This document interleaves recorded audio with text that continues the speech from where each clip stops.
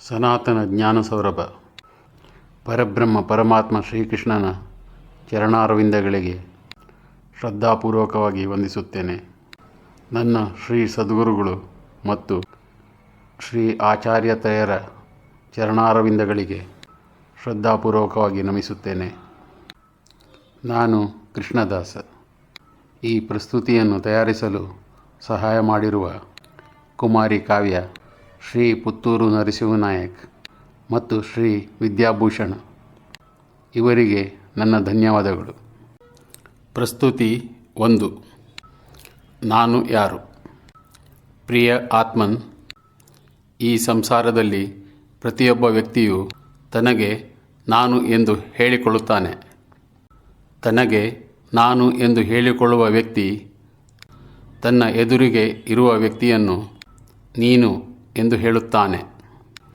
ತನಗೆ ನಾನು ಎಂದು ಹೇಳಿಕೊಳ್ಳುವ ವ್ಯಕ್ತಿ ತನ್ನಿಂದ ದೂರವಿರುವ ವ್ಯಕ್ತಿಗೆ ಅವನು ಅಥವಾ ಅವಳು ಎಂದು ಹೇಳುತ್ತಾನೆ. ಆದರೆ ನೀನು ಎಂದು ಕರೆಸಿಕೊಳ್ಳುವ ವ್ಯಕ್ತಿ ತನಗೆ ನಾನು ಎಂದು ಹೇಳಿಕೊಳ್ಳುತ್ತಾನೆ. ಅದೇ ರೀತಿ ಅವನು ಮತ್ತು ಅವಳು ಎಂದು ಕರೆಸಿಕೊಳ್ಳುವ ವ್ಯಕ್ತಿಗಳು ತಮ್ಮನ್ನು ನಾನು ಎಂದು ಹೇಳಿಕೊಳ್ಳುತ್ತಾರೆ. ಈ ರೀತಿ ಸಂಸಾರದಲ್ಲಿ ಪ್ರತಿಯೊಬ್ಬ ವ್ಯಕ್ತಿಯು ತನಗೆ ನಾನು ಎಂದು ಹೇಳಿಕೊಳ್ಳುತ್ತಾನೆ. ಪ್ರತಿಯೊಬ್ಬ ವ್ಯಕ್ತಿ ಪ್ರಪಂಚದಲ್ಲಿರುವ ಅನ್ಯ ಜೀವಿ ವರ್ಗಗಳಿಗೆ ಹೋಲಿಕೆ ಮಾಡಿ ಪ್ರಪ್ರಥಮವಾಗಿ ತನಗೆ ಮನುಷ್ಯ ಎಂದು ಹೇಳಿಕೊಳ್ಳುತ್ತಾನೆ. ಅದರ ನಂತರ ಪ್ರತಿಯೊಬ್ಬ ವ್ಯಕ್ತಿ ನಾನು ಸ್ತ್ರೀ, ನಾನು ಪುರುಷ ಎಂದು ಹೇಳಿಕೊಳ್ಳುತ್ತಾನೆ. ಸ್ತ್ರೀಯಾಗಲಿ ಪುರುಷರಾಗಲಿ ತಮ್ಮ ಪೋಷಕರು ಇಟ್ಟಂತಹ ಹೆಸರಿನ ಆಧಾರದ ಮೇಲೆ ತಮಗೆ ನಾನು ದಿನೇಶ, ನಾನು ರಮೇಶ, ನಾನು ಗಣೇಶ, ನಾನು ಮಹೇಶ, ನಾನು ಸುನೀತಾ, ನಾನು ಸುಜಾತ, ನಾನು ಸುಮನ, ನಾನು ವತ್ಸಲ, ನಾನು ದೀಪ ಎಂದೆಲ್ಲ ತಮ್ಮನ್ನು ತಾವು ಕರೆಸಿಕೊಳ್ಳುತ್ತಾರೆ. ಈ ಜಗತ್ತಿನಲ್ಲಿ ಮನುಷ್ಯರು ತಾವು ಮಾಡುವ ಉದ್ಯೋಗದೊಂದಿಗೆ ತಮ್ಮನ್ನು ತಾವು ಗುರುತಿಸಿಕೊಳ್ಳುತ್ತಾರೆ. ನಾನು ಲಾಯರ್, ನಾನು ಡಾಕ್ಟರ್, ನಾನು ಇಂಜಿನಿಯರ್, ನಾನು ಪ್ರೊಫೆಸರ್, ನಾನು ಕ್ಲರ್ಕ್, ನಾನು ಪಿಯೋನ್, ನಾನು ಮ್ಯಾನೇಜರ್, ನಾನು ಪ್ಲಂಬರ್, ನಾನು ಪೇಂಟರ್, ನಾನು MP, ನಾನು MLA, ನಾನು ಎಕ್ಸ್-ಪ್ರೆಸಿಡೆಂಟ್ ಎಂದೆಲ್ಲ ತಮ್ಮನ್ನು ತಾವು ಮಾಡುವ ಉದ್ಯೋಗದೊಂದಿಗೆ ಗುರುತಿಸಿಕೊಳ್ಳುತ್ತಾರೆ. ಪ್ರತಿಯೊಬ್ಬ ವ್ಯಕ್ತಿಯು ತಾನು ಮಾತನಾಡುವ ಭಾಷೆಯೊಂದಿಗೆ ತನ್ನನ್ನು ತಾನು ಗುರುತಿಸಿಕೊಳ್ಳುತ್ತಾನೆ. ನಾನು ಕನ್ನಡಿಗ, ನಾನು ತುಳು, ನಾನು ಕೊಂಕಣಿ, ನಾನು ಮಲಯಾಳಿ, ನಾನು ಗುಜರಾತಿ, ನಾನು ಬೆಂಗಾಲಿ, ನಾನು ಇಂಗ್ಲೀಷ್, ನಾನು ಪೋರ್ಚುಗೀಸ್ ಇತ್ಯಾದಿಯಾಗಿ ತಾನು ಮಾತನಾಡುವ ಭಾಷೆಯೊಂದಿಗೆ ತನ್ನನ್ನು ಗುರುತಿಸಿಕೊಳ್ಳುತ್ತಾನೆ. ವ್ಯಕ್ತಿಯು ಯಾವ ದೇಶದ ನಾಗರಿಕನೋ ಆ ದೇಶದ ಹೆಸರಿನೊಂದಿಗೆ ತನ್ನನ್ನು ತಾನು ಗುರುತಿಸಿಕೊಳ್ಳುತ್ತಾನೆ. ಮನುಷ್ಯ ನಾನು ಭಾರತೀಯ, ನಾನು ಬ್ರಿಟಿಷ್, ನಾನು ರಷ್ಯನ್, ನಾನು ಜಪನೀಸ್, ನಾನು ಆಸ್ಟ್ರೇಲಿಯನ್, ನಾನು ಜರ್ಮನ್ ಎಂದೆಲ್ಲ ಗುರುತಿಸಿಕೊಳ್ಳುತ್ತಾನೆ. ಮನುಷ್ಯ ತನ್ನ ನಿಜವಾದ ಪರಿಚಯ ಇಲ್ಲದ ಕಾರಣ ತನ್ನ ಲಿಂಗದೊಂದಿಗೆ ಗುರುತಿಸಿಕೊಳ್ಳುತ್ತಾನೆ, ತನ್ನ ಹೆಸರಿನೊಂದಿಗೆ ಗುರುತಿಸಿಕೊಳ್ಳುತ್ತಾನೆ, ತಾನು ಮಾಡುವ ವೃತ್ತಿಯೊಂದಿಗೆ ತನ್ನನ್ನು ತಾನು ಗುರುತಿಸಿಕೊಳ್ಳುತ್ತಾನೆ ಮತ್ತು ತಾನು ಯಾವ ದೇಶದ ನಾಗರಿಕನೋ ಆ ದೇಶದ ಹೆಸರಿನೊಂದಿಗೆ ತನ್ನನ್ನು ತಾನು ಗುರುತಿಸಿಕೊಳ್ಳುತ್ತಾನೆ. ಸಂಸಾರದಲ್ಲಿ ಪ್ರತಿಯೊಬ್ಬ ವ್ಯಕ್ತಿಗೆ ನಾನು ಎಂದು ಗುರುತಿಸಿಕೊಳ್ಳಲು ಆಧಾರ ಇರುವಂತಹದ್ದು ಕಣ್ಣಿಗೆ ಕಾಣುವಂತಹ ಸ್ಥೂಲ ಶರೀರ. ಸಂಸಾರದಲ್ಲಿ ಅತ್ಯಂತ ಬುದ್ಧಿವಂತ ವ್ಯಕ್ತಿಯೂ ಕೂಡ ತನ್ನನ್ನು ದೇಹದೊಂದಿಗೆ ನಾನು ಎಂದು ಗುರುತಿಸಿಕೊಳ್ಳುತ್ತಾನೆ. ಮನುಷ್ಯನು ನಾನು ಎಂದು ಕರೆಯುವ ಈ ಸ್ಥೂಲ ಶರೀರವು ನಿಜವಾಗಿಯೂ ನಾನು ಎಂಬ ತತ್ವವೇ ಎಂಬುದನ್ನು ನೋಡೋಣ. ವೇದಶಾಸ್ತ್ರ ಮತ್ತು ಭಗವದ್ಗೀತೆ ನಾನು ಎಂಬುವ ತತ್ವ ನಿತ್ಯ, ಶುದ್ಧ, ಅವಿನಾಶಿ, ಅವಿಕಾರಿ ಮತ್ತು ಚೈತನ್ಯ ಸ್ವರೂಪ ಎಂದು ಹೇಳುತ್ತವೆ. ನಾನು ಎಂಬುವ ತತ್ವ ಯಾವುದು ಎಂಬುದಕ್ಕೆ ಉತ್ತರ ಶ್ರುತಿ ಮತ್ತು ಸ್ಮೃತಿ ಗ್ರಂಥಗಳಿಂದಲೇ ಪಡೆಯಬೇಕು. ನಾನು ಎಂಬುವ ತತ್ವ ಅಲೌಕಿಕವಾದ್ದರಿಂದ ಲೌಕಿಕ ಗ್ರಂಥಗಳಲ್ಲಿ ಇದಕ್ಕೆ ಉತ್ತರ ಸಿಗಲು ಅಸಾಧ್ಯ. ಮನುಷ್ಯನ ಶರೀರದಲ್ಲಿ 5 ಕೋಶಗಳಿವೆ. ಶರೀರದಲ್ಲಿ ಅತ್ಯಂತ ಹೊರಗಡೆ ಇರುವ ಮತ್ತು ಕಣ್ಣಿಗೆ ಕಾಣುವಂತಹ ಕೋಶಕ್ಕೆ ಅನ್ನಮಯ ಕೋಶ ಎಂದು ಹೆಸರು. ಅನ್ನಮಯ ಕೋಶದ ಒಳಗಡೆ ಇರುವಂತಹ ಕೋಶಕ್ಕೆ ಪ್ರಾಣಮಯ ಕೋಶ ಎಂದು ಹೆಸರು. ಪ್ರಾಣಮಯ ಕೋಶದ ಒಳಗಡೆ ಇರುವಂತಹ ಕೋಶಕ್ಕೆ ಮನೋಮಯ ಕೋಶ ಎಂದು ಹೆಸರು. ಮನೋಮಯ ಕೋಶದ ಒಳಗಡೆ ಇರುವಂತಹ ಕೋಶಕ್ಕೆ ವಿಜ್ಞಾನಮಯ ಕೋಶವೆಂದು, ವಿಜ್ಞಾನಮಯ ಕೋಶದ ಒಳಗಡೆ ಇರುವಂತಹ ಕೋಶಕ್ಕೆ ಆನಂದಮಯ ಕೋಶ ಎಂದು ಹೆಸರು. ಆನಂದಮಯ ಕೋಶ ಶರೀರದಲ್ಲಿ ಇರುವಂತಹ ಅತ್ಯಂತ ಒಳಗಿನ ಕೋಶವಾಗಿದೆ.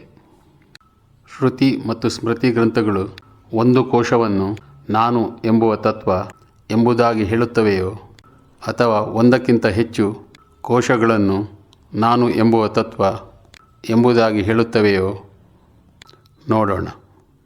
ಶರೀರದಲ್ಲಿ ಅತ್ಯಂತ ಹೊರಗಡೆ ಇರುವಂತಹ ಮತ್ತು ಸ್ಥೂಲವಾದ ಕೋಶಕ್ಕೆ ಅನ್ನಮಯ ಕೋಶ ಎಂದು ಹೆಸರು. ಅನ್ನಮಯ ಕೋಶ ಎಂಬ ಹೆಸರೇ ಸೂಚಿಸುವಂತೆ ನಾವು ತಿನ್ನುವ ಆಹಾರದಿಂದ ನಿರ್ಮಿತವಾಗಿದೆ. ಅನ್ನಮಯ ಕೋಶದಲ್ಲಿ 6 ಪದರಗಳಿವೆ. ಈ ಸ್ಥೂಲ ಶರೀರದಲ್ಲಿ 5 ಜ್ಞಾನೇಂದ್ರಿಯ ಮತ್ತು 5 ಕರ್ಮೇಂದ್ರಿಯ ಗೋಲಕಗಳಿವೆ. ಅನ್ನಮಯ ಕೋಶದಲ್ಲಿ ಇರುವಂತಹ 6 ಪದರಗಳು ಯಾವುವೆಂದರೆ ಚರ್ಮ, ರಕ್ತ, ಮಾಂಸಖಂಡ, ಕೊಬ್ಬು, ಎಲುಬು ಮತ್ತು ಮಜ್ಜ. ಅನ್ನಮಯ ಕೋಶದಲ್ಲಿ ಅತ್ಯಂತ ಹೊರಗಡೆ ಇರುವಂತಹ ಪದರ ಯಾವುದೆಂದರೆ ಚರ್ಮ. ನಾವು ಜಗತ್ತಿನಲ್ಲಿ ಮನುಷ್ಯನ ಚರ್ಮಕ್ಕೆ ಬೇರೆ ಬೇರೆ ರೋಗಗಳು ಬರುವಂತಹದನ್ನು ಕಾಣುತ್ತೇವೆ. ಮನುಷ್ಯನ ಚರ್ಮದಲ್ಲಿ ಬೇರೆ ಬೇರೆ ಕಾರಣಗಳಿಂದಾಗಿ ಹಲವು ಬಗೆಯ ವಿಕಾರಗಳನ್ನು ಕಾಣುತ್ತೇವೆ. ಮನುಷ್ಯನು ತನ್ನ ಚರ್ಮಕ್ಕೆ ಯಾವುದಾದರೂ ಕಾಯಿಲೆ ಬಂದಾಗ ನಾನು ನಷ್ಟವಾದೆ ಎಂದು ಯಾರೂ ಹೇಳುವುದಿಲ್ಲ. ಹೀಗೆಂದ ಮೇಲೆ ಚರ್ಮ ಎನ್ನುವ ಪದರ ನಾನು ಎಂಬುವ ತತ್ವ ಅಲ್ಲವೆಂದಾಯಿತು. ಮನುಷ್ಯನ ದೇಹದಿಂದ ರಕ್ತ ನಾಶವಾದರೆ ನಾನು ನಾಶವಾದೆ ಎಂದು ಯಾರೂ ಹೇಳುವುದಿಲ್ಲ.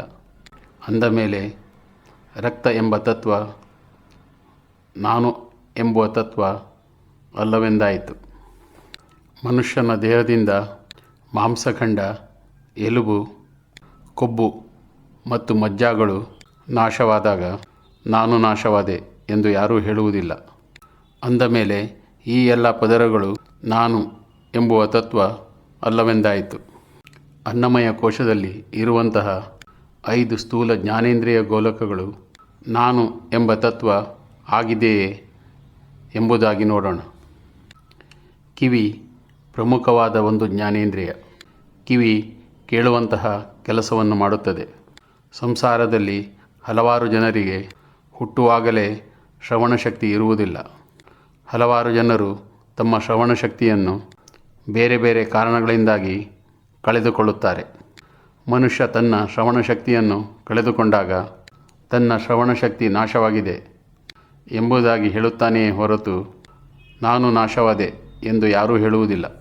ಇದರಿಂದಾಗಿ ಕಿವಿ ಎಂಬ ಜ್ಞಾನೇಂದ್ರಿಯ ಗೋಲಕ ನಾನು ಎಂಬುವ ತತ್ವ ಅಲ್ಲವೆಂದಾಯಿತು. ಹಲವಾರು ಜನರು ಹುಟ್ಟುವಾಗಲೇ ಅಂಧತ್ವವನ್ನು ಹೊಂದಿರುತ್ತಾರೆ. ಇನ್ನು ಕೆಲವರಿಗೆ ತಮ್ಮ ಜೀವಿತಾವಧಿಯಲ್ಲಿ ಬೇರೆ ಬೇರೆ ಕಾರಣಗಳಿಂದಾಗಿ ಅಂಧತ್ವ ಬರುತ್ತದೆ. ಮನುಷ್ಯನು ಅಂಧತ್ವ ಬಂದಾಗ ತನ್ನ ದೃಷ್ಟಿ ನಾಶವಾಗಿದೆ ಎಂದು ಹೇಳುತ್ತಾನೆಯೇ ಹೊರತು ನಾನು ನಾಶವಾದೆ ಎಂದು ಯಾರೂ ಹೇಳುವುದಿಲ್ಲ. ಹೀಗೆಂದ ಮೇಲೆ ಕಣ್ಣು ಎಂಬ ಜ್ಞಾನೇಂದ್ರಿಯ ನಾನು ಎಂಬುವ ತತ್ವ ಅಲ್ಲವೆಂದಾಯಿತು. ನಾಲಿಗೆಯು ಒಂದು ಪ್ರಮುಖವಾದ ಜ್ಞಾನೇಂದ್ರಿಯ. ಬೇರೆ ಬೇರೆ ಕಾರಣಗಳಿಂದಾಗಿ ಮನುಷ್ಯನ ನಾಲಿಗೆಗೆ ರುಚಿ ಗೊತ್ತಾಗುವುದಿಲ್ಲ. ಮನುಷ್ಯನಿಗೆ ರುಚಿ ಗೊತ್ತಾಗದಿದ್ದಾಗಲೂ ಮನುಷ್ಯ ಜೀವಂತವಾಗಿ ಇರುವುದನ್ನು ಕಾಣುತ್ತೇವೆ. ಅಂದ ಮೇಲೆ ನಾಲಿಗೆ ಎಂಬ ಜ್ಞಾನೇಂದ್ರಿಯ ನಾನು ಎಂಬುವ ತತ್ವ ಅಲ್ಲವೆಂದಾಯಿತು. ಮೂಗು ಒಂದು ಜ್ಞಾನೇಂದ್ರಿಯವಾಗಿದೆ. ಮನುಷ್ಯನಿಗೆ ಬೇರೆ ಬೇರೆ ಕಾರಣಗಳಿಂದಾಗಿ ವಾಸನೆಯನ್ನು ಗ್ರಹಿಸುವ ಶಕ್ತಿ ನಾಶವಾಗುತ್ತದೆ. ನನ್ನ ಮೂಗಿಗೆ ವಾಸನೆ ಗೊತ್ತಾಗುತ್ತಿಲ್ಲ, ನನ್ನ ಮೂಗು ಕೆಲಸ ಮಾಡುತ್ತಿಲ್ಲ. ಹೀಗೆ ಹೇಳುವುದರಿಂದ ಮೂಗು ಎಂಬ ಜ್ಞಾನೇಂದ್ರಿಯ ನಾನು ಎಂಬುವ ತತ್ವ ಅಲ್ಲವೆಂದಾಯಿತು. ಅನ್ನಮಯ ಕೋಶದಲ್ಲಿ ಇರುವಂತಹ 5 ಕರ್ಮೇಂದ್ರಿಯ ಗೋಲಕಗಳು ಯಾವುವೆಂದರೆ ಬಾಯಿ, ಕೈ, ಕಾಲು, ಗುದ ಮತ್ತು ಜನನೇಂದ್ರಿಯ. ಈ 5 ಕರ್ಮೇಂದ್ರಿಯ ಗೋಲಕಗಳಲ್ಲಿ ಯಾವುದೇ ವಿಕಾರ ಕಂಡುಬಂದರೂ ಮನುಷ್ಯ ಜೀವಂತವಿರುವುದನ್ನು ನಾವು ಕಾಣುತ್ತೇವೆ. ಅಂದಮೇಲೆ ಈ 5 ಕರ್ಮೇಂದ್ರಿಯ ಗೋಲಕಗಳು ನಾನು ಎಂಬುವ ತತ್ವ ಅಲ್ಲವೆಂದಾಯಿತು. ಅನ್ನಮಯ ಕೋಶದಲ್ಲಿ ಇರುವಂತಹ 6 ಪದರಗಳಾಗಲಿ, 5 ಜ್ಞಾನೇಂದ್ರಿಯ ಗೋಲಕಗಳಾಗಲಿ ಮತ್ತು 5 ಕರ್ಮೇಂದ್ರಿಯ ಗೋಲಕಗಳಾಗಲಿ ನಾನು ಎಂಬುವ ತತ್ವ ಅಲ್ಲವೆಂದು ಶ್ರುತಿ ಮತ್ತು ಸ್ಮೃತಿ ಗ್ರಂಥಗಳು ಸ್ಪಷ್ಟವಾಗಿ ಹೇಳುತ್ತವೆ. ಆಧುನಿಕ ವಿಜ್ಞಾನದ ಆಧಾರದಲ್ಲಿ ನೋಡುವುದಾದರೆ ಅನ್ನಮಯ ಕೋಶವು ಪ್ರಮುಖವಾಗಿ ಕಾರ್ಬನ್, ಹೈಡ್ರೋಜನ್, ಆಕ್ಸಿಜನ್ ಮತ್ತು ನೈಟ್ರೋಜನ್ ಇವುಗಳಿಂದ ರಚಿತವಾದ ವಸ್ತುವಾಗಿದೆ. ಅನ್ನಮಯ ಕೋಶದ ಒಳಗಡೆ ಇರುವಂತಹ ಕೋಶದ ಹೆಸರು ಪ್ರಾಣಮಯ ಕೋಶ. ಪ್ರಾಣಮಯ ಕೋಶದ ಆಹಾರ ನಾವು ತೆಗೆದುಕೊಳ್ಳುವಂತಹ ಉಸಿರು. ಪ್ರಾಣಮಯ ಕೋಶದಲ್ಲಿ 5 ಪ್ರಕಾರದ ಪ್ರಾಣಗಳಿವೆ. ಇವು ಯಾವುವೆಂದರೆ ಪ್ರಾಣ, ಅಪಾನ, ವ್ಯಾನ, ಉದಾನ ಮತ್ತು ಸಮಾನ. ಎಲ್ಲ ಕರ್ಮೇಂದ್ರಿಯಗಳು ಇರುವಂತಹದ್ದು ಪ್ರಾಣಮಯ ಕೋಶದಲ್ಲಿ. ಈ ಪ್ರಾಣಮಯ ಕೋಶವು ಅನ್ನಮಯ ಕೋಶದಲ್ಲಿ ವ್ಯಾಪ್ತವಾಗಿ ಅನ್ನಮಯ ಕೋಶಕ್ಕೆ ಪ್ರಾಣಶಕ್ತಿಯನ್ನು ನೀಡುತ್ತದೆ. ಪ್ರಾಣಮಯ ಕೋಶಕ್ಕೆ ನಾವು ತೆಗೆದುಕೊಳ್ಳುವಂತಹ ಉಸಿರು ಆಧಾರ ಆಗಿರುವುದರಿಂದ ಪ್ರಾಣಮಯ ಕೋಶವು ನಾನು ಎಂಬುವ ತತ್ವ ಆಗುವುದಕ್ಕೆ ಸಾಧ್ಯವಿಲ್ಲ. ಪ್ರಾಣಮಯ ಕೋಶದ ಒಳಗಡೆ ಇರುವಂತಹ ಕೋಶಕ್ಕೆ ಮನೋಮಯ ಕೋಶ ಎಂದು ಹೆಸರು. ಈ ಮನೋಮಯ ಕೋಶದಲ್ಲಿ 5 ಜ್ಞಾನೇಂದ್ರಿಯಗಳು ಮತ್ತು 1 ಮನಸ್ಸು ಇದೆ. ಜ್ಞಾನೇಂದ್ರಿಯಗಳನ್ನು ಮನಸ್ಸಿನ ಸುತ್ತ ಜೋಡಿಸಲಾಗಿದೆ. ಮನೋಮಯ ಕೋಶವು ಪ್ರಾಣಮಯ ಕೋಶ ಮತ್ತು ಅನ್ನಮಯ ಕೋಶದಲ್ಲಿ ವ್ಯಾಪ್ತವಾಗಿದೆ. ಮನೋಮಯ ಕೋಶವು ನಾನು ಮತ್ತು ನನ್ನದು ಎಂಬ ಭಾವವನ್ನು ನಿರಂತರವಾಗಿ ಪ್ರಕಟಗೊಳಿಸುತ್ತದೆ. ಮನುಷ್ಯನು ಜಾಗೃತ ಅವಸ್ಥೆಯಲ್ಲಿ ಇರುವಾಗ ಸ್ಥೂಲ ಇಂದ್ರಿಯ ವಿಷಯಗಳನ್ನು ಸ್ಥೂಲ ಇಂದ್ರಿಯ ಗೋಲಕಗಳ ಮೂಲಕ ಮನಸ್ಸು ಅನುಭವಿಸುತ್ತದೆ. ಮನಸ್ಸಿನ ಪ್ರಮುಖ ವೃತ್ತಿ ಯಾವುದೆಂದರೆ ಸಂಕಲ್ಪ ವೃತ್ತಿ ಮತ್ತು ವಿಕಲ್ಪ ವೃತ್ತಿ. ಮನಸ್ಸು ವಿವಿಧ ಪ್ರಕಾರದ ಕಲ್ಪನೆಗಳನ್ನು ಪ್ರಕಟಿಸುತ್ತದೆ. ಜಾಗೃತ, ಸ್ವಪ್ನ ಮತ್ತು ಸುಷುಪ್ತಿ ಮನಸ್ಸಿನ 3 ಅವಸ್ಥೆಗಳಾಗಿವೆ.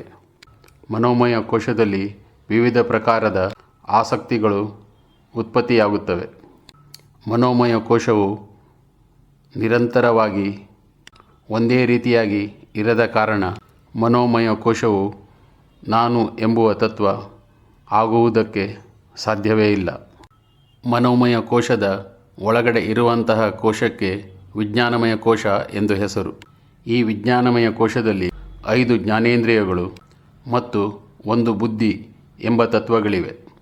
ಈ ವಿಜ್ಞಾನಮಯ ಕೋಶವು ನಿಶ್ಚಯ ವೃತ್ತಿಯನ್ನು ಮಾಡುತ್ತದೆ. ಶ್ರದ್ಧೆ ಎಂಬುವಂತಹದ್ದು ವಿಜ್ಞಾನಮಯ ಕೋಶದ ಒಂದು ಪ್ರಮುಖ ವೃತ್ತಿಯಾಗಿದೆ. ವಿಜ್ಞಾನಮಯ ಕೋಶವು ಅನ್ನಮಯ, ಪ್ರಾಣಮಯ ಮತ್ತು ಮನೋಮಯ ಕೋಶಗಳಲ್ಲಿ ವ್ಯಾಪ್ತವಾಗಿದ್ದು, ಈ ಎಲ್ಲ ಕೋಶಗಳಂತೆ ವಿಜ್ಞಾನಮಯ ಕೋಶವೂ ಕೂಡ ಜಡವಾಗಿದೆ. ಆದ್ದರಿಂದ ವಿಜ್ಞಾನಮಯ ಕೋಶವು ನಾನು ಎಂಬುವ ತತ್ವ ಆಗಲು ಸಾಧ್ಯವಿಲ್ಲ. ವಿಜ್ಞಾನಮಯ ಕೋಶದ ಒಳಗಡೆ ಇರುವಂತಹ ಕೋಶಕ್ಕೆ ಆನಂದಮಯ ಕೋಶ ಎಂದು ಹೆಸರು. ಆನಂದಮಯ ಕೋಶವು ಪ್ರಾಕೃತವಾದ್ದರಿಂದ ಆನಂದಮಯ ಕೋಶವು ನಾನು ಎಂಬುವ ತತ್ವ ಆಗಿರುವುದಕ್ಕೆ ಸಾಧ್ಯವಿಲ್ಲ. ಜೀವಂತ ಶರೀರದಲ್ಲಿ ಈ 5 ಕೋಶಗಳನ್ನು ನಿರಾಕರಣೆ ಮಾಡಿದಾಗ ಯಾವ ದಿವ್ಯ ತತ್ವ ಉಳಿಯುತ್ತದೋ ಅದೇ ನಾನು ಎಂಬುವ ತತ್ವವಾಗಿದೆ. ಪ್ರಿಯ ಆತ್ಮನ್, ಆ ನಾನು ಎಂಬ ತತ್ವವೇ ನೀನು ಆಗಿರುವೆ. ಆತ್ಮ ಎಂಬುವ ತತ್ವ ನಿತ್ಯ, ಶುದ್ಧ ಚೈತನ್ಯ ಸ್ವರೂಪವಾಗಿದೆ. ನಾನು ಎಂಬುವ ಆ ದಿವ್ಯ ತತ್ವಕ್ಕೆ ಜೀವ, ಜೀವಾತ್ಮ, ಪುರುಷ, ಕ್ಷೇತ್ರಜ್ಞ ಮತ್ತು ಭೋಕ್ತಾ ಬ್ರಹ್ಮ ಎಂದೆಲ್ಲ ಬೇರೆ ಬೇರೆ ಹೆಸರುಗಳಿವೆ. ನಾನು ಎಂಬುವ ಆ ದಿವ್ಯ ಆತ್ಮತತ್ವ ಹೃದಯದಲ್ಲಿ ವಾಸಿಸುತ್ತದೆ. ಆತ್ಮವು ಸೂಕ್ಷ್ಮಾತಿ ಸೂಕ್ಷ್ಮ ಮತ್ತು ಅಣು ಪರಿಮಾಣದ್ದಾಗಿದೆ. ಆತ್ಮದ ಪರಿಮಾಣವನ್ನು ಉಪನಿಷತ್ತುಗಳಲ್ಲಿ ಈ ರೀತಿಯಾಗಿ ಹೇಳಲಾಗಿದೆ. ಮನುಷ್ಯನ ಕೂದಲಿನ ತುದಿಯ ಅತ್ಯಂತ ಸೂಕ್ಷ್ಮ ಭಾಗವನ್ನು ತೆಗೆದುಕೊಳ್ಳಬೇಕು.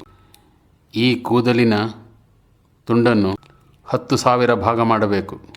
ಹೀಗೆ ಭಾಗ ಮಾಡಿದ ಒಂದು ಭಾಗವು ಆತ್ಮದ ಪರಿಮಾಣವಾಗಿದೆ. ಇಷ್ಟು ಸೂಕ್ಷ್ಮವಾಗಿರುವಂತಹ ಈ ದಿವ್ಯ ಆತ್ಮತತ್ವ ತನ್ನ ಪ್ರಜ್ಞೆಯಿಂದ ಇಡೀ ದೇಹವನ್ನು ಬೆಳಗಿಸುತ್ತದೆ. ಈ ನಾನು ಎಂಬುವ ಆತ್ಮತತ್ವ ಅನಾದಿ, ಅಂದರೆ ಆದಿರಹಿತ, ಎಟರ್ನಲ್, ಬಿಗಿನಿಂಗ್ಲೆಸ್, ದಿವ್ಯ, ಸನಾತನ, ಅತ್ಯಂತ ಪುರಾತನ, ಅಸಂಗ, ಅವಿಕಾರಿ, ಅವಿನಾಶಿ, ಶಾಶ್ವತ ಮತ್ತು ಅನಾದಿ ಕಾಲದಿಂದ ಅನಂತ ಕಾಲದವರೆಗೆ ಒಂದೇ ರೀತಿಯಾಗಿರುತ್ತದೆ. ಶ್ರೀಮದ್ ಭಗವದ್ಗೀತೆಯಲ್ಲಿ ಭಗವಾನ್ ಶ್ರೀಕೃಷ್ಣನು ಆತ್ಮದ ಬಗ್ಗೆ ಈ ರೀತಿಯಾಗಿ ಹೇಳುತ್ತಾನೆ. ಆತ್ಮವನ್ನು ಶಸ್ತ್ರದಿಂದ ಕತ್ತರಿಸಲು ಅಥವಾ ತುಂಡು ಮಾಡಲು ಸಾಧ್ಯವಿಲ್ಲ. ಆತ್ಮವನ್ನು ಬೆಂಕಿಯಲ್ಲಿ ಹಾಕಿ ಸುಡಲು ಸಾಧ್ಯವಿಲ್ಲ. ಆತ್ಮವನ್ನು ನೀರಿನಲ್ಲಿ ಕರಗಿಸಲು ಸಾಧ್ಯವಿಲ್ಲ. ಆತ್ಮವನ್ನು ನೀರಿನಿಂದ ತೋಯಿಸಲು ಸಾಧ್ಯವಿಲ್ಲ. ಆತ್ಮತತ್ವವನ್ನು ಗಾಳಿಯಿಂದ ಒಣಗಿಸಲು ಸಾಧ್ಯವಿಲ್ಲ. ಭಗವಾನ್ ಶ್ರೀಕೃಷ್ಣನು ಭಗವದ್ಗೀತೆಯಲ್ಲಿ ಆತ್ಮವು ಪರಮಾತ್ಮನ ಪರಪ್ರಕೃತಿಯ ಅಂಶವೆಂದು ಹೇಳುತ್ತಾನೆ. ಉಪನಿಷತ್ತುಗಳಲ್ಲಿ ಶರೀರವನ್ನು ಕುದುರೆ ಗಾಡಿಗೆ ಹೋಲಿಸಲಾಗಿದೆ. ಈ ಶರೀರದಲ್ಲಿ ಇರುವಂತಹ ಇಂದ್ರಿಯಗಳೇ ಕುದುರೆಗಳು. ಇಂದ್ರಿಯ ವಿಷಯಗಳೇ ಕುದುರೆಗಳ ಮೇವು. ಮನಸ್ಸು ಎಂಬುವಂಥದ್ದು ಕುದುರೆಗಳನ್ನು ನಿಯಂತ್ರಿಸಲು ಸಾರಥಿಯ ಕೈಯಲ್ಲಿ ಇರುವಂತಹ ಲಗಾಮು. ಬುದ್ಧಿಯು ಈ ಗಾಡಿಯ ಸಾರಥಿಯಾಗಿದೆ. ನಾನು ಎಂಬುವ ಆತ್ಮತತ್ವ ಈ ಕುದುರೆ ಗಾಡಿಯಲ್ಲಿ ಪ್ರಯಾಣಿಸುವ ಪ್ರಯಾಣಿಕನಾಗಿದ್ದಾನೆ. ಈ ಕುದುರೆ ಗಾಡಿಯ ಮಾಲೀಕ ಪರಬ್ರಹ್ಮನಾಗಿದ್ದಾನೆ, ಅಂದರೆ ಭಗವಂತನಾಗಿದ್ದಾನೆ. ಈಗ ನಡೆಯುತ್ತಿರುವಂತಹ 28ನೆಯ ಕಲಿಯುಗದಲ್ಲಿ ನಮ್ಮ ವೈದಿಕ ಸನಾತನ ಧರ್ಮದಲ್ಲಿ ಬಹಳಷ್ಟು ಆಚಾರ್ಯ ಮಹಾಪುರುಷರು ಬಂದಿರುತ್ತಾರೆ.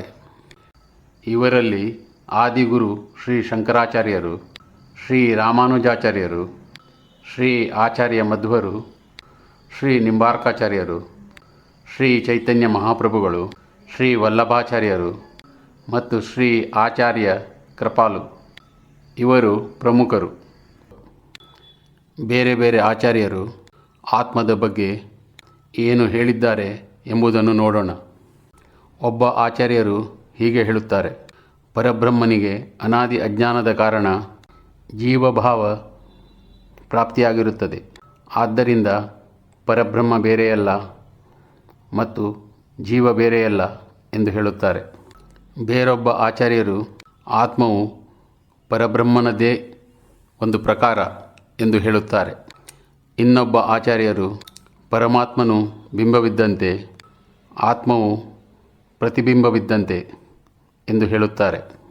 ಇನ್ನೊಬ್ಬ ಆಚಾರ್ಯರು ಪರಬ್ರಹ್ಮ ಸಮುದ್ರವಿದ್ದಂತೆ ಆತ್ಮವು ಸಮುದ್ರದ ಒಂದು ಹನಿ ನೀರು ಇದ್ದಂತೆ ಎಂದು ಹೇಳುತ್ತಾರೆ.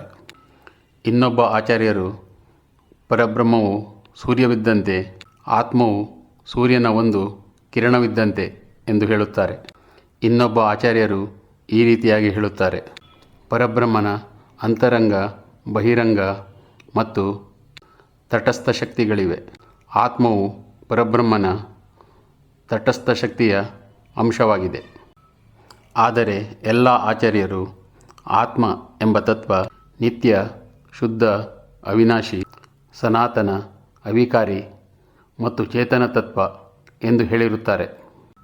ಪ್ರಿಯ ಆತ್ಮನ್, ನೀನು ಈ ಶರೀರವನ್ನು ಬಿಡುವಾಗ ನಿನ್ನ ಶುದ್ಧ ಸ್ವರೂಪದಲ್ಲಿ ಈ ಶರೀರವನ್ನು ಬಿಡುವೆಯೋ ಅಥವಾ ಅನ್ಯ ತತ್ವಗಳು ಕೂಡ ನಿನ್ನೊಂದಿಗೆ ಬರುತ್ತವೆಯೋ ಎಂಬುದನ್ನು ನೋಡೋಣ. ಉದಾಹರಣೆಗೆ, ಒಬ್ಬ ವ್ಯಕ್ತಿ ಮೃತನಾಗಿದ್ದಾನೆ ಎಂದುಕೊಳ್ಳೋಣ. ವ್ಯಕ್ತಿಯು ಮೃತನಾದಾಗ ಆತನ ಶರೀರವನ್ನು ನಾವು ನೋಡುತ್ತೇವೆ. ಮೃತ ವ್ಯಕ್ತಿಯು ಜೀವಂತನಾಗಿದ್ದಾಗ ಯಾವ ಶರೀರ ಇತ್ತೋ ಆ ವ್ಯಕ್ತಿಯು ಮೃತನಾದಾಗ ಅದೇ ಶರೀರವನ್ನು ನೋಡುತ್ತೇವೆ. ಆದರೆ ಆ ವ್ಯಕ್ತಿಯು ಮೃತನಾದಾಗ ಇವರು ಹೋದರು ಎಂದು ಹೇಳುತ್ತೇವೆ. ವ್ಯಕ್ತಿಯು ಮೃತನಾದಾಗ ಆತನ ಶರೀರದಲ್ಲಿ ಕಾಣುವಂತಹ 5 ಜ್ಞಾನೇಂದ್ರಿಯ ಗೋಲಕಗಳು ಮತ್ತು 5 ಕರ್ಮೇಂದ್ರಿಯ ಗೋಲಕಗಳು ನಿಜವಾದ ಇಂದ್ರಿಯಗಳಲ್ಲ. ನಿಜವಾದ ಕರ್ಮೇಂದ್ರಿಯಗಳು ಇರುವಂತಹದ್ದು ಪ್ರಾಣಮಯ ಕೋಶದಲ್ಲಿ. ನಿಜವಾದ ಜ್ಞಾನೇಂದ್ರಿಯಗಳು ಇರುವಂತಹದ್ದು ಮನೋಮಯ ಕೋಶದಲ್ಲಿ. ಮನುಷ್ಯನು ಜಾಗೃತ ಸ್ಥಿತಿಯಲ್ಲಿ ಇರುವಾಗ ಇಂದ್ರಿಯ ವಿಷಯಗಳನ್ನು, ಅಂದರೆ ಶಬ್ದ, ಸ್ಪರ್ಶ, ರೂಪ, ರಸ ಮತ್ತು ಗಂಧಗಳನ್ನು ಅಂತಃಕರಣದಲ್ಲಿ ಇರುವಂತಹ ಸೂಕ್ಷ್ಮ ಇಂದ್ರಿಯಗಳ ಮೂಲಕ ಮತ್ತು ಮನಸ್ಸಿನ ಮೂಲಕ ತಿಳಿಯುತ್ತಾನೆ. ವ್ಯಕ್ತಿಯು ಮೃತನಾದಾಗ ಯಾವ ದೇಹ ಕಣ್ಣಿಗೆ ಕಾಣುತ್ತದೆಯೋ ಆ ದೇಹಕ್ಕೆ ಸ್ಥೂಲ ಶರೀರ ಎಂದು ಹೆಸರು. ಪ್ರಾಣಮಯ ಕೋಶ, ಮನೋಮಯ ಕೋಶ ಮತ್ತು ವಿಜ್ಞಾನಮಯ ಕೋಶ, ಈ 3 ಕೋಶಗಳಿಗೆ ಒಟ್ಟಾಗಿ ಸೂಕ್ಷ್ಮ ಶರೀರ ಎಂದು ಹೆಸರು. ಶರೀರದಲ್ಲಿ ಇರುವಂತಹ ಆನಂದಮಯ ಕೋಶಕ್ಕೆ ಕಾರಣ ಶರೀರ ಎಂದು ಹೆಸರು. ನಾನು ಎಂಬುವ ಆತ್ಮತತ್ವ ಈ ದೇಹವನ್ನು ಬಿಟ್ಟು ಹೋಗುವಾಗ ಆತ್ಮಕ್ಕೆ ಸೂಕ್ಷ್ಮ ಶರೀರ ಪ್ರಾಪ್ತಿಯಾಗುತ್ತದೆ. ಈ ಸೂಕ್ಷ್ಮ ಶರೀರದಲ್ಲಿ 18 ತತ್ವಗಳಿವೆ. ಈ 18 ತತ್ವಗಳು ಯಾವುವೆಂದರೆ 5 ಜ್ಞಾನೇಂದ್ರಿಯಗಳು, 5 ಕರ್ಮೇಂದ್ರಿಯಗಳು, 5 ಪ್ರಾಣಗಳು, ಮನಸ್ಸು, ಬುದ್ಧಿ ಮತ್ತು ಅಹಂಕಾರ. ಈ 18 ತತ್ವಗಳಿಂದ ಆದಂತಹ ಸೂಕ್ಷ್ಮ ಶರೀರ ಮಹಾಪ್ರಳಯದವರೆಗೂ ಇರುತ್ತದೆ.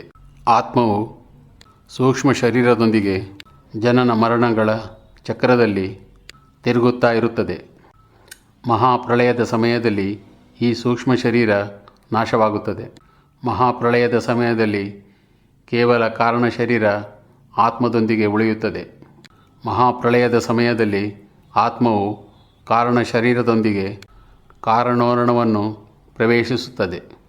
ಪುನಃ ಯಾವಾಗ ಹೊಸ ಸೃಷ್ಟಿ ಆರಂಭವಾಗುತ್ತದೆ ಆ ಸಮಯದಲ್ಲಿ ಕಾರಣ ಶರೀರದೊಂದಿಗೆ ಇರುವಂತಹ ಆತ್ಮ ಸೂಕ್ಷ್ಮ ಶರೀರವನ್ನು ಪಡೆದುಕೊಂಡು ಜನನ ಮರಣಗಳ ಚಕ್ರಕ್ಕೆ ಪ್ರವೇಶಿಸುತ್ತದೆ.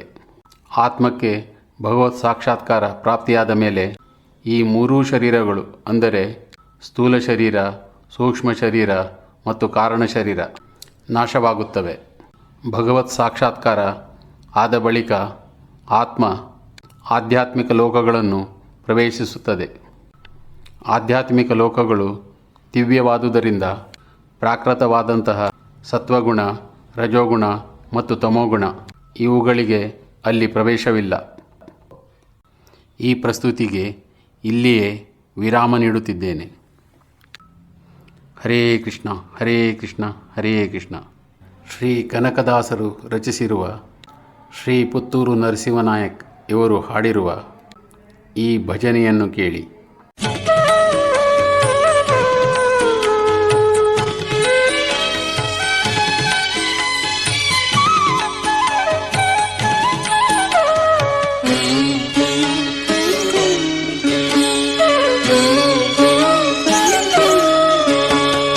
ಏಸುಕಾಯಂಗಳ ಕಳೆದು 84 ಲಕ್ಷ ಜೀವರಾಶಿಯನ್ನು ದಾಟಿ ಬಂದ ಈ ಶರೀರ.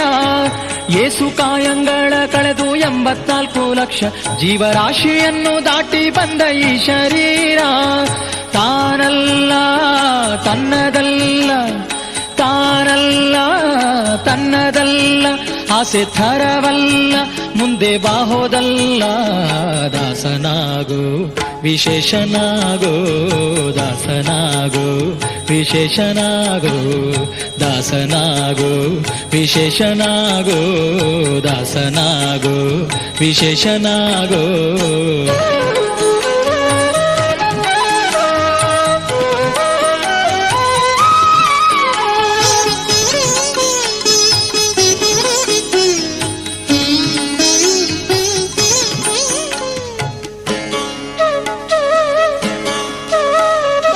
ಆಶಾಕ್ಲೇಶ ದೋಷವೆಂಬ ಅಬ್ಧಿಯೋಳು ಮುಳುಗಿ ಯಮನ ಪಾಶಕ್ಕೊಳಗಾಗದೆ ನಿರ್ದೋಷಿಯಾಗೋ ಸಂತೋಷಿಯಾಗೋ. ಆಶಾಕ್ಲೇಶ ದೋಷವೆಂಬ ಅಬ್ಧಿಯೋಳು ಮುಳುಗಿ ಯಮನ ಪಾಶಕ್ಕೊಳಗಾಗದೆ ನಿರ್ದೋಷಿಯಾಗೋ ಸಂತೋಷಿಯಾಗೋ. ಕಾಶಿ ವಾರಣಾಸಿ ಕಂಚಿ ಕಾಳಹಸ್ತಿ ರಾಮೇಶ್ವರ ಯೇಸು ದೇಶ ತಿರುಗಿದರೆ ಬಾಹೋದೇರೋ ಅಲ್ಲಿ ಹೋದೇರೋ. ದೋಷನಾಶ ಕೃಷ್ಣವೇಣಿ ಗಂಗೆ ಗೋದಾವರಿ ಭವನಾಶಿ ತುಂಗಭದ್ರೆ ಯಮುನೆ ವಾಸದಲ್ಲಿ ಉಪವಾಸದಲ್ಲಿ ಮೀಸಲಾಗಿ ಮಿಂದು ಜಪ ತಪ ಹೋಮನೆ ಮಗಳ ಯೇಸು ಬಾರಿ ಮಾಡಿದರು ಫಲವೇನು ಈ ಛಲವೇನು. ದಾಸನಾಗು ವಿಶೇಷನಾಗು ದಾಸನಾಗು ವಿಶೇಷನಾಗು ದಾಸನಾಗು ವಿಶೇಷನಾಗು ದಾಸನಾಗು ವಿಶೇಷನಾಗು.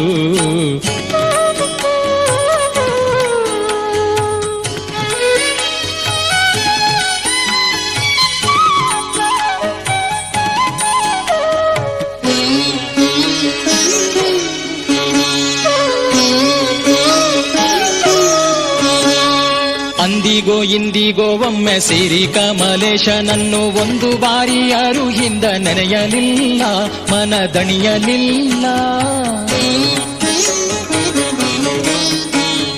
ಅಂದಿಗೋ ಇಂದಿಗೋ ಒಮ್ಮೆ ಸಿರಿ ಕಮಲೇಶನನ್ನು ಒಂದು ಬಾರಿ ಯಾರು ಹಿಂದ ನೆನೆಯಲಿಲ್ಲ ಮನದಣಿಯಲಿಲ್ಲ. ಬಂದು ಬಂದು ಭ್ರಮೆಗೊಂಡು ಮಾಯಾಮೋಹಕ್ಕೆ ಸಿಕ್ಕಿ ನೊಂದು ಬೆಂದು ಒಂದರಿಂದ ಉಳಿಯಲಿಲ್ಲ ಬಂಧ ಕಳೆಯಲಿಲ್ಲ. ಸಂದೇಹವ ಮಾಡದಿರು ಅರಿವು ಎಂಬ ದೀಪ ಬಿಟ್ಟು ಇಂದು ಕಂಡ್ಯ ದೇಹದಲ್ಲಿ ಪಿಂಡಾಂಡ ಹಾಗೆ ಬ್ರಹ್ಮಾಂಡ. ಇಂದು ಹರಿಯ ಧ್ಯಾನವನ್ನು ಮಾಡಿ ವಿವೇಕದಿ ಮುಕುಂದನಿಂದ ಮುಕ್ತಿ ಬೇಡು ಕಂಡ್ಯ ನೀ ನೋಡು ಕಂಡ್ಯ. ದಾಸನಾಗು ವಿಶೇಷನಾಗು ದಾಸನಾಗು ವಿಶೇಷನಾಗು ದಾಸನಾಗು ವಿಶೇಷನಾಗು ದಾಸನಾಗು ವಿಶೇಷನಾಗು.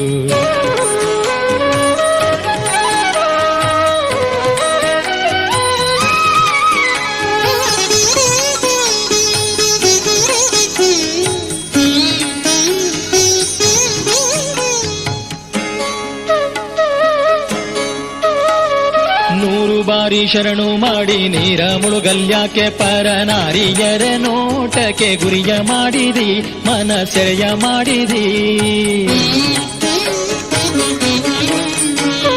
ನೂರು ಬಾರಿ ಶರಣು ಮಾಡಿ ನೀರ ಮುಳುಗಲ್ಯಾಕೆ ಪರನಾರಿಯರ ನೋಟಕ್ಕೆ ಗುರಿಯ ಮಾಡಿದಿ ಮನ ಸೆರೆಯ ಮಾಡಿದಿ.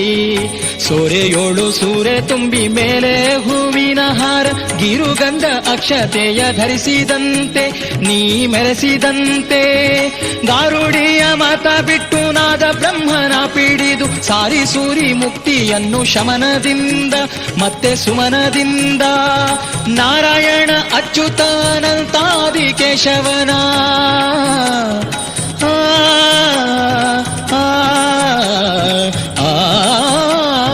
ನಾರಾಯಣ ಅಚ್ಯುತ ಅನಂತಾದಿ ಕೇಶವನ ಸಾರಾಮೃತವನುಂಡು ಸುಖಿಸೋ ಲಂಡ ಜೀವವೇ ಎಲ್ಲೋ ಭಂಡ ಜೀವವೇ. ದಾಸನಾಗು ವಿಶೇಷನಾಗು ದಾಸನಾಗು ವಿಶೇಷನಾಗು. ಏಸು ಕಾಯಂಗಳ ಕಳೆದು 84 ಲಕ್ಷ ಜೀವರಾಶಿಯನ್ನು ದಾಟಿ ಬಂದ ಈ ಶರೀರ. ಏಸು ಕಾಯಂಗಳ ಕಳೆದು 84 ಲಕ್ಷ ಜೀವರಾಶಿಯನ್ನು ದಾಟಿ ಬಂದ ಈ ಶರೀರ. ತಾನಲ್ಲ ತನ್ನದಲ್ಲ ತಾನಲ್ಲ ತನ್ನದಲ್ಲ ಆಸೆ ಥರವಲ್ಲ ಮುಂದೆ ಬಾಹೋದಲ್ಲ.